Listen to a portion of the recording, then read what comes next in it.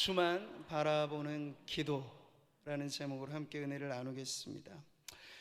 1950년 6.25가 발발된 그 해 이듬해, 그 다음에 1952년에 미국의 트루먼 대통령이 재임 시절에 말이죠, 미국이 하나의 위대한 결단을 하였습니다. 대통령이 제거하고 또 의회가 승인하는 이러한 절차들을 거쳐서 국가 기도의 날을 제정한 거예요. 그래서 올해로 70회째 이어오는 엄청난 사실은, 그러니까 미국이라고 하는 나라, 지금 우리가 그 다변화된 나라를 쉽게 말하기는 어렵습니다만 저력은 분명한 거예요. 곳곳에 스며들어가 있는, 지금은 많은 부분들에 와해되고 뭐 이런 세속화의 문제가 아주 거셉니다만 그래도 그 근간에는요, 이 기독교 신앙의 뿌리라는 게, 무시 못할 뿌리라는 게 그렇게 내려져 있는 거죠.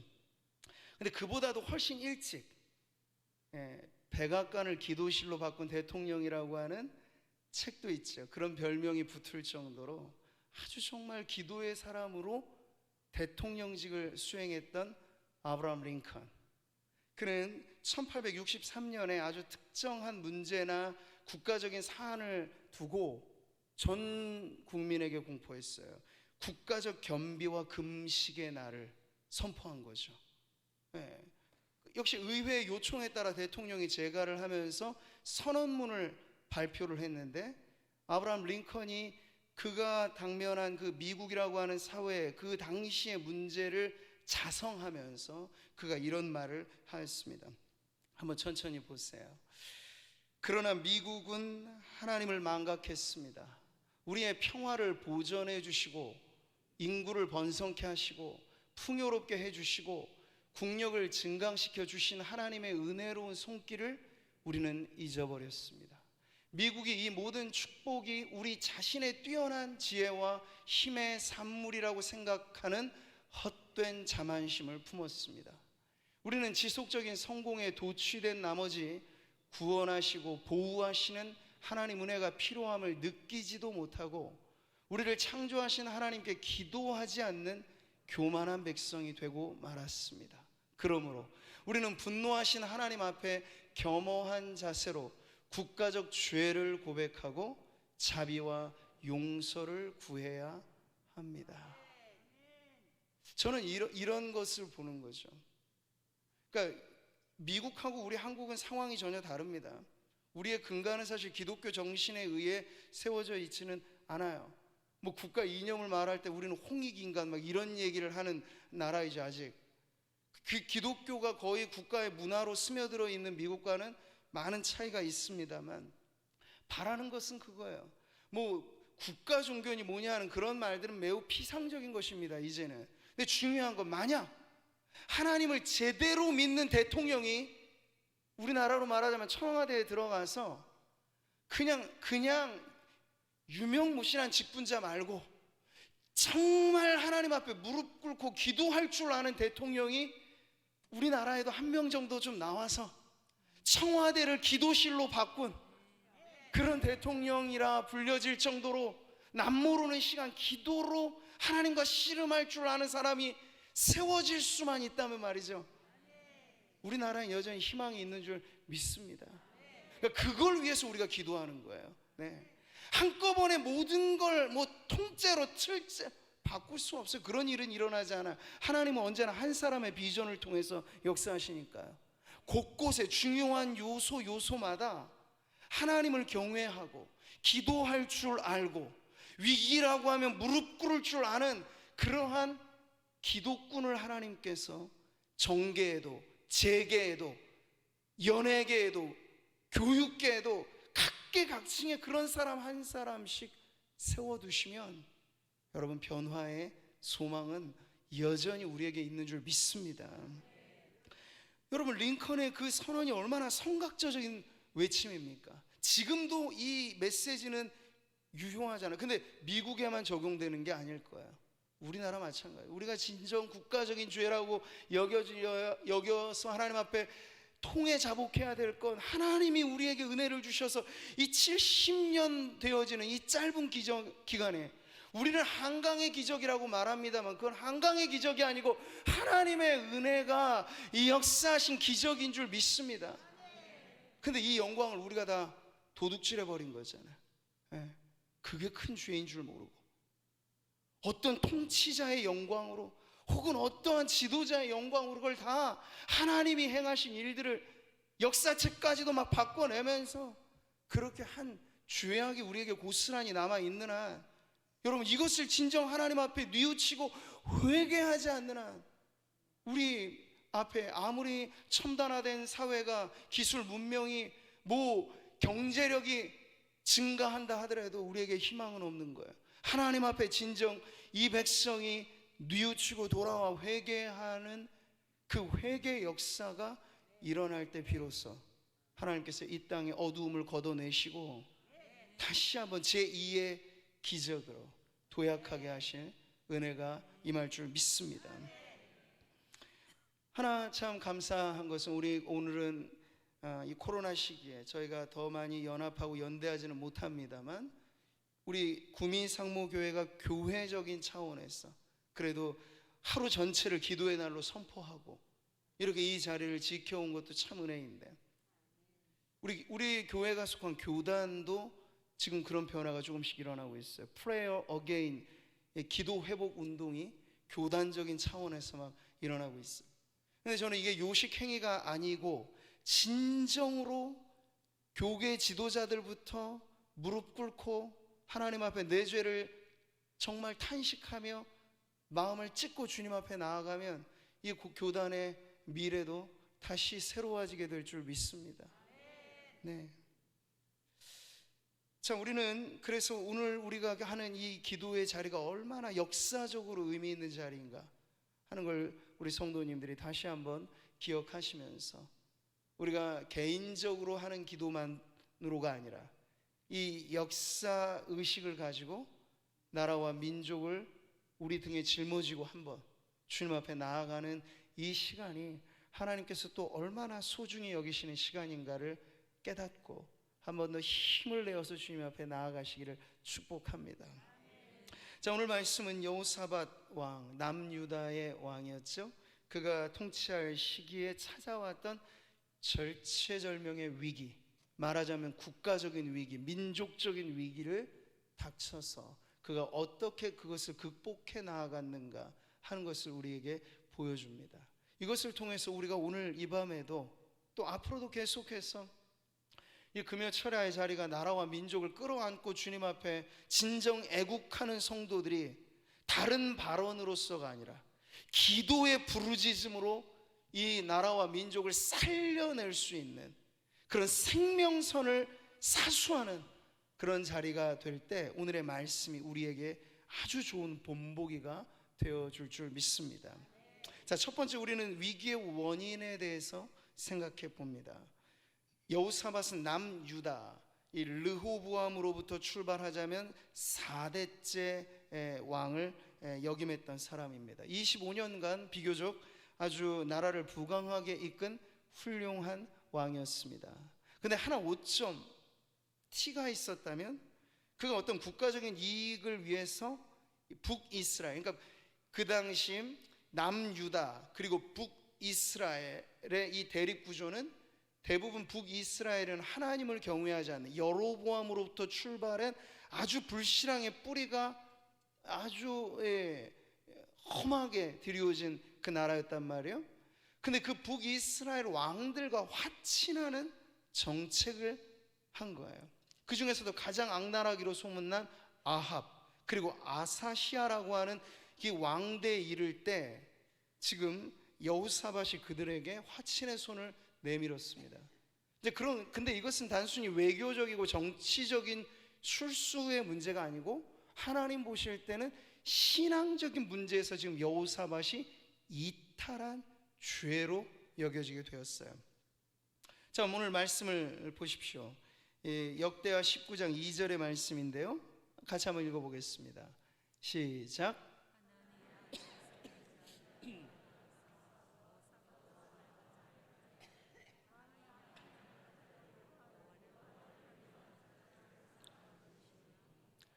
그러므로 여호와께로부터 진노하심이 왕에게 임하리이다.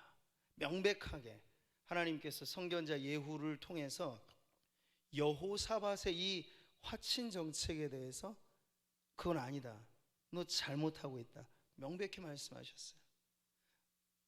마치 솔로몬이 부국 강병을 이루자 어떻게 빗나가기 시작합니까? 주변의 모든 나라들과 화친 조약을 맺는데, 그게 그냥 단순히 국가적인 외교 문제가 아니라 이방의 잡신들을 다 끌어들인 거예요. 그러니까 하나님께서 분명히 명백하게 몇 번이나 경고했습니다. 솔로몬, 너 지금 잘못하고 있어. 너 지금 상당히 잘못하고 있는 거야. 말씀을 주고 또 주셨는데도 그가 그걸 고치지 못하죠. 그래서 그 아들 때에 쪼개져 버린 거예요. 북이스라엘과 남유다의 비극적인 분열의 역사가 솔로몬 다음 때로부터 일어나게 된 것도 바로 그 솔로몬의 죄가 원인이 되었던 거죠. 근데 지금 여호사밧이 그 전철을 밟고 있는 거예요. 선지자로부터 심판의 메시지가 임했고, 그 다음에 오늘 우리가 읽은 본문의 상황이 나왔다는 건 절대 우연이 아니라는 거죠. 1절의 말씀을 보시죠. 그 후에, 그 후라는 걸 여러분 보세요. 이 말씀이 들려지고 난 다음이에요. 모압 자손과 암몬 자손들이 마온 사람들과 함께 와서 여호사밧을 치고자 한지라. 이 국가적인 싸움의 양상인데 성경은 그렇게 표현 안 하죠. 여호사밧을 치러 왔다고 해요. 그러니까 이 표현 안에 하나님께서는 분명 지금의 이 사태가 그냥 우연히 발생한 게 아니고, 여호사밧이 한 나라의 왕으로서 국가적인 책임자로서 공적인 자리에서 범죄할 때 그 범죄를 다스리시는 하나님의 손길이 국가적인 재앙으로 임할 수 있다는 걸 지금 보여주고 있는 것이죠. 우리가 지난 시간까지 사사기 기드온의 이야기를 보았잖아요. 사사기는 계속 악순환의 반복입니다. 그 반복되는 패턴은 무엇이었습니까? 살만하면 하나님을 다 떠나버리는 거예요. 어려울 땐 부르짖는데, 이게 한 개인에게도 적용되어지는 굴레이기도 해요. 우리는 없고 힘들고 병들고 아프고 그러면 하나님을 메어달리며 찾습니다. 그런데 그 모든 문제를 하나님의 은혜로 해결받으면 언제 그랬냐는 듯이 절실함도 없고 절박함도 없고 기도해야 될 이유도 모르고 그렇게 사는 거예요. 그러다가 다시금 우리에게 어두운 그림자가 드리워지고 욥과 같이는 아니더라도 여러 가지 많은 고난이 우리에게 애워싸우면 그때 다시 정신을 차리고 하나님 죽겠다 아우성 치면서 매달리죠. 이게 반복되는 인간의 굴레라면 사사기는, 그리고 오늘 역사서는 국가와 민족 단위로도 이게 계속 반복되는 패턴을 보여주고 있는 거죠. 여러분, 다윗의 경우도 그랬습니다. 다윗이 얼마나 성군으로서 추앙을 받는 인물입니다. 근데 그의 후대에 해서는 안 될 죄악을 저질렀어요. 성경을 보니까 사탄이 충동질해서 다윗이 무슨 짓을 저질렀는가? 인구괴수를 한 거예요.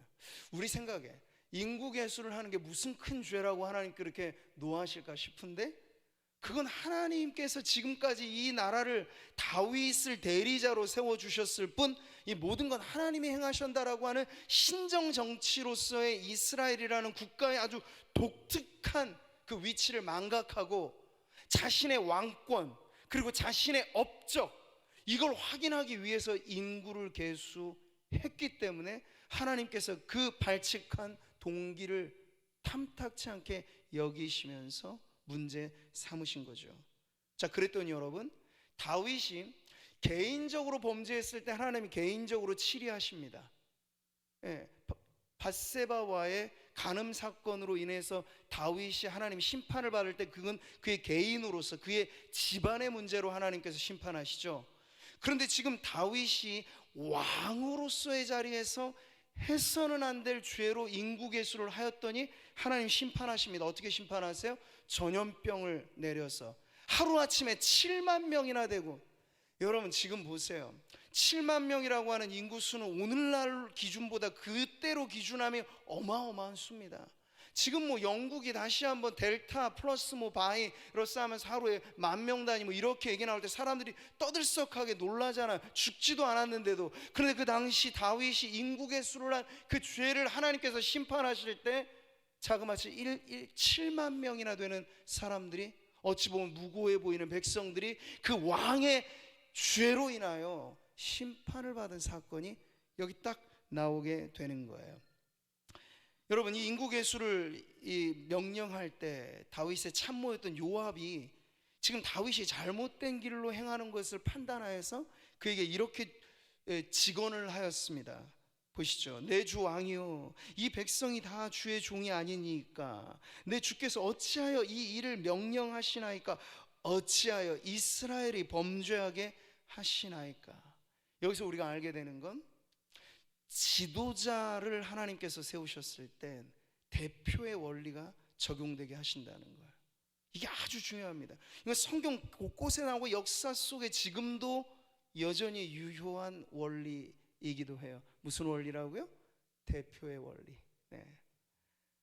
여러분, 뭐 지금 일본 올림픽이라든지 월드컵 이런 것들이 지금 어떻게 앞으로 추이가 될지는 모릅니다만, 어쨌든 전 세계적인 이러한 축제로서 올림픽이 있고 하면 우리는 올림픽 국가대표 선수들을 선발해서 아주 기량이 뛰어나게 훈련시키고 대회에 출전을 시킵니다. 직접 대회에 뛰는 사람들은 선수들이에요. 몇몇 안 되는. 근데 그 선수들이 양궁을 해서 금메달을 따면 그 사람의 영예로 끝나지 않죠? 대한민국이 금메달을 얻었다라고 합니다. 이게 바로 대표의 원리가 드러나는 예이기도 하죠. 근데 이게 단순히 스포츠 경기에만이 아니고 정치면 정치, 경제면 경제. 보세요. 기업의 총수가 부도덕하거나 횡령을 하거나 죄를 저질러 버리면 그 사람 때문에 기업 자체가 도산돼 버리고 무너지게 되는 그런 문제가 발생하죠. 일국의 대통령, 옛날로 말하자면 왕이 죄를 짓는다는 건 그만큼이나 그가 다스리는 그 나라 전체가 그 왕으로 인하여 엄청난 위기를 경험할 수 있다라고 하는 걸 보여주는 거예요. 그게 다윗의 시대에도 그랬고 지금 여호사밧 시대에 이르러서도 괜히 이방의 나라들이 가만히 있다가 쳐들어온 게 아니라는 얘기예요. 여호사밧이 한 나라의 왕으로서 범죄하였을 때, 그 공인의 자리에서 죄를 저질렀을 때 하나님의 심판이 그로 인하여 그 전 나라에 임하게 되는 것을 우리가 보고 있는 것이죠. 여러분, 교계도 마찬가지, 교회도 마찬가지. 우리가 왜 교회를 담당하는 목회자들이 중요한 우리의 기도 제목이 되어야 합니까? 아주 간단해요. 교회가 무너지는 방법은 지도자가 무너지면 쑥대밭이 됩니다. 물론 평신도나 일반 성도들이 죄를 짓는 것도 다 우리는 연계되어 있기 때문에 문제가 되겠죠. 그런데 지도자가 죄를 짓고 무너져 버리면 그날로 교회는 완전히 풍비박산 되는 거예요. 그렇기 때문에 여러분, 사명감을 가지고 우리는 담당한 교회 담임 목사뿐만이 아니라 각 교회를 섬기는 지도자들, 교계 지도자들이 우리에게 매우 중요한 기도의 중보의 대상이 되어야 한다는 거죠. 자, 오늘 본문에 나오는 이스라엘 민족, 이 국가적인 위기의 문제를 우리는 무엇으로 보는 거죠? 지도자의 문제로 보는 겁니다. 오늘날에도 얼마든지 이런 문제들이 우리에게 일어나는 걸 알 수 있어요. 자, 그런데 여기서 이제 우리가 조심해야 될 것이 있습니다. 우리가 지도자의 문제를 보았을 때 비난하는 건 매우 빠른 방법이에요.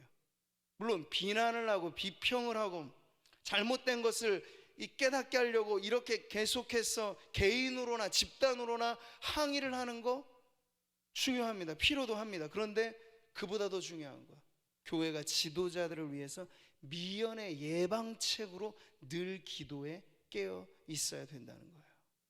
여러분, 이 사실을 매우 분명히 아셔야 합니다. 교회는요, 정권이 어떻게 바뀌든지 간에 성도들에게 있어서 정치적인 이해는 각각 다 자신의 주관에 따라 있을 수 있습니다. 그러나 교회는 어느 편에 속하는 문제가 아니고, 교회는 언제나 나라의 지도자가 잘못됐다면 잘못된 그것이 바로잡히도록 기도해야 되고, 잘하고 있다면 더 겸손히 잘하라고 기도하는 거죠. 원리는 무엇입니까? 어떠한 지도자가 선출되든지 교회는 그를 위해서 기도해 줘야 될 책임이 있다는 거예요. 여러분, 이게 제 말이 아니고 성경의 말씀이에요. 보시죠. 모든 사람을 위하여 간구와 기도와 도고와 감사를 하되 임금들과 높은 지위에 있는 모든 사람을 위하여 하라. 여러분, 이 대상이 누구였습니까? 당시에 바울이 디모데에게 임금들을 위해서 기도하라고 했을 때 그 당시에 임금이 누구냐고요? 기독교를 박해했던 로마의 황제들이고 유대 지도자들이고 다 있단 말이죠. 적대적인 그 세력들이 사실은 가득했어요. 그런데 바울은 그들도 우리의 기도 제목이다 가르쳐 주는 거예요. 그들이 돌이키기를, 회심하기를, 변화되기를, 바른 길로 나아오기를. 누가 그들을 위해서 사실은 외쳐줄 수 있겠어요? 하나님을 알지 못하고 불신앙이 죄인지도 모르는 지도자들이 스스로 겸비하여 하나님 앞에 설 수 없다면 누가 그들을 위해서 기도해 줘야겠습니까? 교회죠. 성도들이죠. 우리가 기도하지 않으면, 여러분, 지도자가 잘못된 길로 걸어가면 그 한 사람 때문에 나라와 민족이 풍비박산 나는 것이 지금도 여전한 원리라면 우리는 그 문제를 직시하면서 바르게 지도자들이 하나님을 두려워할 줄 알고 하나님 앞에서 그 각각에 맡겨준 직임과 사명을 감당할 수 있도록 기도해 주는 것이 바로 나라와 민족을 끌어안고 애국하며 기도하는 교회의 책임인 줄 믿습니다. 여러분이 오늘 우리가 기도하면서 올해 또 우리가 8가지 영역에 나누어서 101가지 기도 제목으로 나누어드린 이 기도의 책자들을 좀 보셨잖아요. 네. 여기 사실 더 추가하자면 많은 기도의 제목들이 있습니다.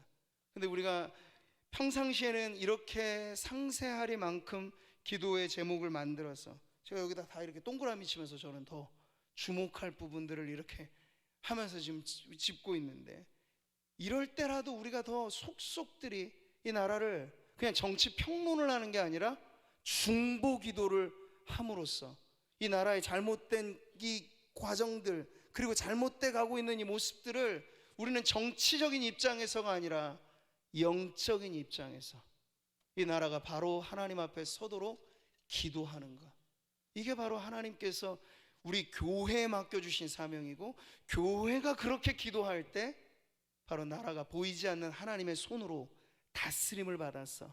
그들은 몰라요, 여러분. 느부갓네살 이방 왕이 하나님을 정말 잘 알아서, 바로라고 하는 애굽의 왕이 정말 하나님을 믿어서 이스라엘을 보내주고 그런 것 아니죠. 근데 그들의 마음까지도 성경은 말합니다. 바로의 마음을 여다드시니가 하나님이시라고요. 때가 차서 느부갓네살이라고 하는 이방 왕의 마음에 감동을 주셔서 내 백성을 다시 돌려보내라, 호락호락하게 그것을 허용하는 정책으로 바꿨을 때, 역사는 느부갓네살이라고 하는 왕의 정책으로 기록하겠지만 성경의 기록은 달라요. 하나님이 역사하사 그 하나님을 알지도 못하는 사람조차도 하나님께서 다스리셔서 하나님의 백성들을 그 어둠의 시대에 빛 가운데로 인도하셨다는 걸 우리는 믿어야 합니다. 그 믿음이 있을 때 여러분, 우리는 우리 앞에 누가 서 있느냐 그보다 중요하게 우리는 그를 위해 기도할 책임이 있는 하나님의 백성이라고 하는 정체성을 가지고 더 간절하게 기도의 자리에 나아가야 될 줄 믿습니다. 사무엘의 시대도 마찬가지였죠. 지금 이 여호사밧이 자신의 잘못을 깨닫고 그 다음에 돌입한 것이 있어요. 그게 뭡니까? 이 3장 4절의 말씀이죠. 같이 한번 읽겠습니다. 여호사밧이 두려워하여 여호와께로 낯을 향하여 간구하고 온 유다 백성에게 금식하라 공포하매, 유다 사람이 여호와께 도우심을 구하려 하여 유다 모든 성읍에서 모여와서 여호와께 간구하더라. 여호사밧은 자신의 죄를 깨달았습니다. 그런데 문제는 자기 때문에 나라 전체가 위기에 처했다는 이 절체절명의 위기에 대응하는 방식은 나 혼자만으로는 어렵다는 걸 안 거예요. 그 다음에 그러면 그가 어떻게 기도하였습니까? 공동체적인 기도에 돌입하게 된 거죠. 자신은 분명 하나님 앞에 반듯하게 설 뿐만 아니라 자신과 함께, 여기 뒤에 보니까 모든 무론대소하고 남녀노소 불문하고 하나님 앞에 세워서, 그것도 금식까지 선포하면서 정말 하나님 앞에 이 위기에 대응하는 기도로 나아가는 게 지금 여호사밧의 다시 회복되어지는 아주 올바른 모습이라는 거죠. 사무엘이 통치했을 때도 블레셋이 쳐들어오는 위기가 있을 때 그는 미스바의 성회를 소집했습니다. 모든 사람들을 불러서 우리의 힘만 가지고 이길 수 없는 이 문제 앞에 하나님 앞에 엎드리고 간구하였을 때 하나님 그 미스바의 성회를 연락하셔서 블레셋을 물리치시는 놀라운 역사를 일으켜 주셨던 거죠. 여러분, 이게 단순히 성경의 역사로만 여러분 이해하면 안 됩니다. 이건 지금도 살아 역사하는 하나님의 방법인 줄 믿으시기 바랍니다. 우리가 기도할 때 기도는 놀라운 것입니다. 놀라운 일이 생깁니다. 정말 그렇습니다. 이 나라의 역사의 흐름조차도 하나님께서는 기도하는 백성들을 통해서 움직여 가신다는 걸 여러분, 우리의 기도를 통해서 우리가 맛보아 알기를 소망합니다. 문제 사안에 따라 기도의 규모는 정해지는 법. 교회적인 위기에 직면했다면 여러분, 그 기도는 어떻게 해야 되겠습니까? 목회자인 저 혼자만 기도하면 될까? 아니요. 교회적인 사안으로 걸친 문제가 있으면 반드시 전 교인이 기도해야 됩니다. 저는 앞으로도 우리 교회가 치고 나가는 미래적인 사역을 할 때 중요한 미션을 수행해야 될 때가 있을 거예요. 그럴 때 저는 절대로 먼저 계획 세우고 계산해서 일을 처리하지 않을 겁니다. 보시면 알 거예요. 정말 중요한 사안이 있으면 전 교인에게 기도를 선포하고, 물론 저 자신이 가장 그 앞에 서서 가장 하나님 앞에 기도로 깨어 있으면서 그렇게 성도들로 하여금 기도하게 할 것이고, 그러한 것을 통해서 굵직굵직한 우리 교회가 돌파해내야 할 어떠한 중요한 미션, 사명, 비전, 이런 것들을 해결해 가리라고 저는 스스로 늘 다짐하고 있습니다. 이게 하나님보다 앞서가지 않는 길이니까. 그리고 하나님보다 교회가, 그리고 목회자가 하나님보다 앞서가면 망하는 길입니다. 하나님보다 앞서가지 않는다는 것에 대한 가장 신앙적인 표현은 하나님 앞에 부복하고 기도하는 거죠. 우리의 계획안마저도 하나님 앞에 내어놓고 하나님에게 최종 사인을 받으면 그것이 때인 줄 알고 기도를 하는 것, 그것이 바로 우리 교회적인 문제를 풀어가는 가장 중요한 방법이라고 저는 확신합니다. 그러자면 국가적인 문제도 마찬가지예요. 지금 우리는 제가 앞서도 말씀드린 것처럼 미국이라고 하는 나라하고는 태생이 다르기 때문에, 미국은 지금도 정권이 바뀌고 뭐 진보적인 바이든이라든지 오바마 이런 대통령들이 집권할 당시에는요, 국가 기도의 날을 존경하지 않았어요. 인정하지 않았어요. 지금도 보니까 바이든이 국회의사당에서 집회를 불허했잖아요. 그러니까 이 정권이 바뀔 때마다 이게 양상이 바뀌어지기는 합니다만, 그래도 어쨌든 미국이라고 하는 그 나라 전체를 떠받들고 있는 이 신앙의 뿌리는 날을 정해서 이건 국가적인 기도의 날이라고 하는 걸 지키는 그 전통이 지금 있다는 건데, 우리나라에는 안타깝게도 그런 게 없어요. 물론 뭐 조찬 기도회 이런 것들은 가끔 있죠.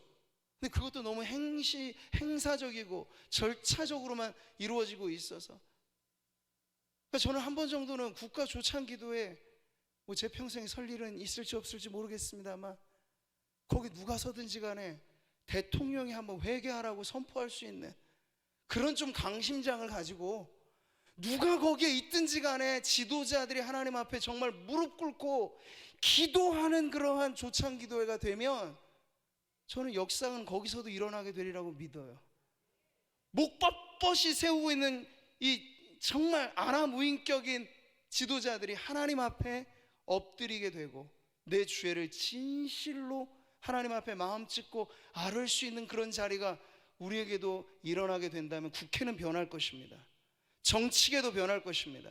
그러니까 오늘 우리가 기도하는 기도의 제목들 가운데는요, 여당 야당 할 것 없이 크리스찬들이 거기 다 있단 말이에요. 근데 문제는 그리스도인으로서의 정체성을 그들이 중요하게 생각하느냐? 아니요. 당의 입장을 중요하게 생각해요. 그래서 반기독교적이고 이건 하나님이 정말 싫어하시는 것인 줄 알면서도 거기에 동의하는 거예요. 그건 제대로 된 크리스찬이라 할 수 없는 거죠. 그런 사람들이 회개하지 않으면 여러분, 이 나라의 국회나 이 나라의 어디든지 간에 소망은 없는 것입니다. 우리는 비판만 하는 것이 아니라 기도하는 거죠. 우리도 가슴을 찢으면서 하나님, 악법이 상정되면 안 됩니다.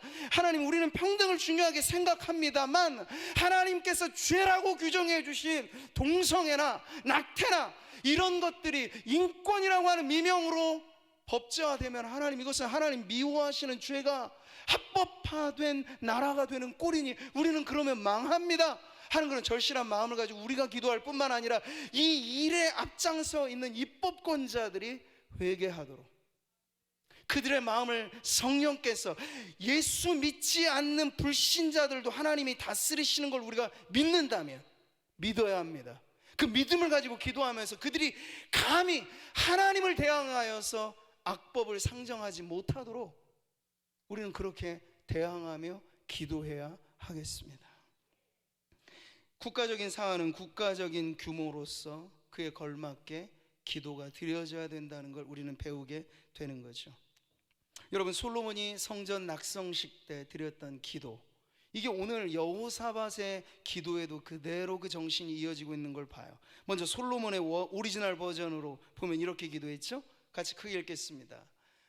내 이름으로 일컫는 내 백성이 그들의 악한 길에서 떠나 스스로 낮추고 기도하여 내 얼굴을 찾으면 내가 하늘에서 듣고 그들의 죄를 사하고 그들의 땅을 고칠지라. 아멘. 하나님께서 솔로몬에게 응답해 주신 말씀이기도 했죠. 그럼 여러분, 이 말씀에서도 우리가 무엇을 알 수 있습니까? 기도는 지극히 개인적인 것이면서 동시에 절대 기도는 개인적인 것만이 아닙니다. 하나님께서는 골방의 기도에 귀 기울여 들어주실 뿐만 아니라 하나님의 관심은 내 이름으로 일컫는 내 백성이 국가적으로나 교회적으로나 공동체적인 위기에 처해 있을 때 정말 하나님의 이름으로 모여서 허심탄회하게 마음과 마음의 문을 열고 하나님 앞에 통회 자복하면서 하나님의 얼굴을 구하며 기도할 때 하나님이 일하시겠다는 거예요. 역사하시겠다는 거예요. 질병이 있으면 질병을 몰아내 주시겠다는 거예요. 기근이 찾아오면 다시 기근에서부터 탈출할 수 있도록 여러분 해결해 주신다는 거예요. 개인의 기도뿐 아니라 공동체의 기도가 그래서 이렇게 중요하다는 것이죠. 여러분, 교회는 문제의 사안에 따라 다양한 그룹들이 기도의 동력이 되어야 됩니다. 목장이란 목장, 교회 학교는 하나의 반단이겠죠. 그 소그룹이 기도의 그룹으로 똘똘 뭉쳐져야 돼요. 그리고 그 그룹들이 엮여지면 교구로 말하자면 한 마을이겠고 한 교구겠죠. 필요하다면 그런 단위로도 중보기도가 막 이루어지는 거예요. 오늘날은 우리가 얼마나 좋은 시대를 어떻게 보면 살고 있습니까? 대면하지 못하면 요즘에 SNS로 기도할 수 있어요.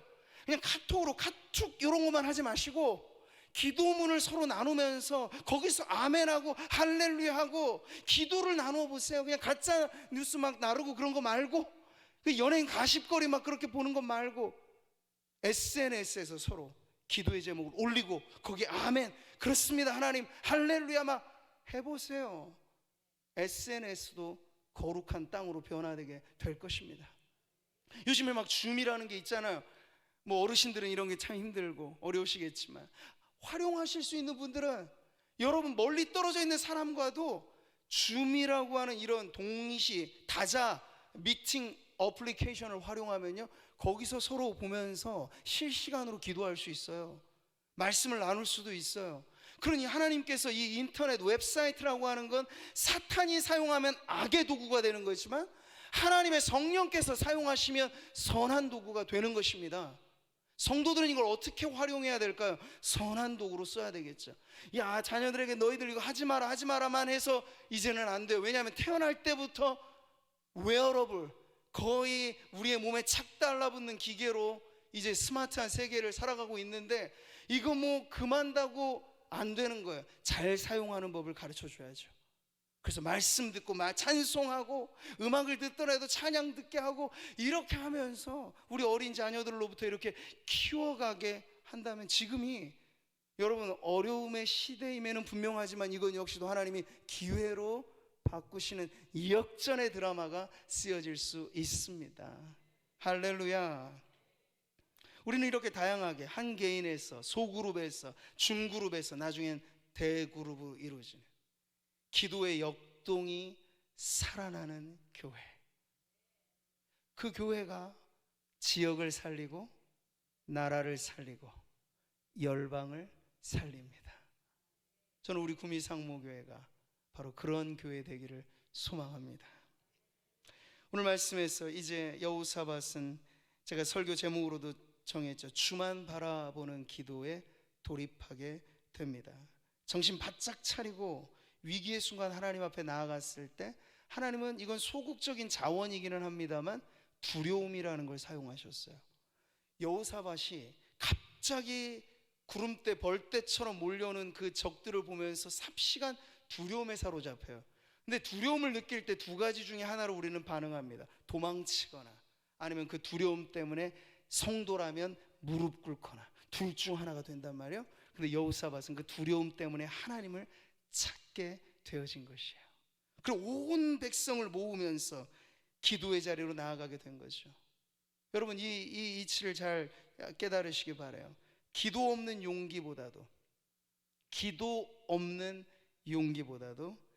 기도하게 만드는 두려움이 더 낫다는 거죠. 야, 나는 뭐 겁 없어, 나는 난 나 자신을 믿으면 살아, 이런 사람들 세상에 많거든요.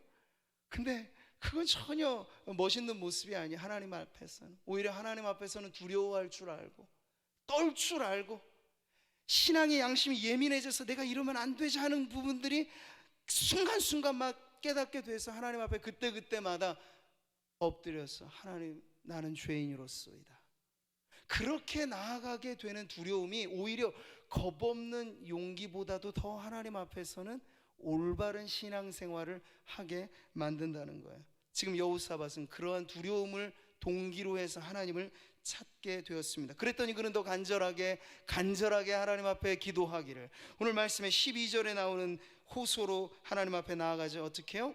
오직 주만 바라보나이다. 아주 꾹꾹 눌러진 이 강조점이 보이시죠? 오직 주만 바라보나이다. 지금 그가 처한 환경은 엄청난 대군이 한 번 밀려오면 한순간 풍전등화라, 지금 이 위기는 그 정도로 심각한 것입니다. 그런데 여호사밧의 기도는 오직 주만 바라봅니다. 그의 시선을 오로지 하여서 하나님께 향하고 있는 걸 보게 되는 거죠. 여러분, 이렇게 주만 바라보는 여호사밧의 기도에는 분명한 신앙의 고백이 담겨 있어요. 어떤 신앙 고백입니까? 같이 보시죠. 우리 조상들의 하나님 여호와여, 주는 하늘에서 하나님이 아니시니까 이방 사람들의 모든 나라를 다스리지 아니하시나이까? 주의 손에 권세와 능력이 있사오니 능히 주와 맞설 사람이 없나이다. 아멘. 그는 믿었던 거예요. 뭐를요? 하나님, 우리의 믿는 바 여호와 하나님은 그저 우리 민족의 수호신 정도가 아니라는 얘기예요. 우리 민족의 수호신 정도만 되면 그네들이 믿는 신하고 싸우면 이건 불리할 수도 있게 여겨지는 거잖아요. 근데 하나님은 그런 정도의 범주가 아니에요. 그건 우상이나 다른 잡다한 신을 믿는 다른 종교나 하는 이야기죠. 여호사밧이 믿었던 하나님은 절대 주권의 하나님이셨습니다. 온 세상을 통치하시고 하늘로부터 땅에 이른 온 우주 만물을 다스리시는 분으로 그는 믿었던 거죠. 유일하신 참 하나님, 우리 같이 읽겠습니다. 유일하신 참 하나님은 하늘과 땅의 모든 만물을 다스리는 만왕의 왕이십니다. 이런 믿음을 가지고 세상을 바라보는 시선이 바뀌게 됩니다. 여러분, 믿으십니까? 모든 시선을 주님께 드리고 살아계신 하나님을 느낄 때 세상은 주의 나라가 되고 하나님이 일하기 시작하네. 모든 시선을 주님께 드리고, 오늘도 살아계신 하나님을 느낄 때 내 삶은 주의 역사가 되고, 하나님이 일하기 시작하네. 모든 시선을 주님께 드리고, 전능하신 하나님을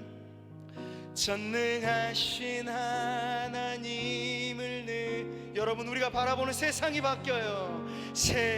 세상은 주의 나라가 되고, 하나님이 일하기 시작하네. 할렐루야. 믿음의 시선입니다.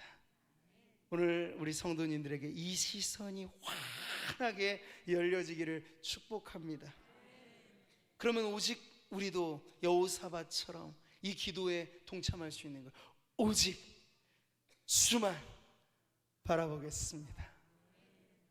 마차를 끄는 말이 눈 가리개를 하잖아요. 주변을 못 보게 하는 거죠. 그래야 앞으로만 가거든요. 우리로 말하자면 얼마나 주변에 우리의 시선을 분산시키는 것들이 많아요. 얼마나 잡다한 뉴스거리들이 많아요. 그럴 때 말이죠, 마치 눈 가리개를 딱 하고 오직 주만 바라보나이다. 할렐루야. 오늘은 제가 좀 몸이 이렇게 제스처가 나오네요. 이거 잊지 않도록 괜찮지? 한번 따라해 보실까요? 딱 이렇게 내 믿음의 시선에 눈 가리개를 한다 하시고, 이렇다고 이러면 안 돼. 이러면 믿음으로 앞을 못 보는 거니까 안 되고, 요렇게 하면서 한번 따라해 보시죠. 오직 주만 바라보나이다. 아멘.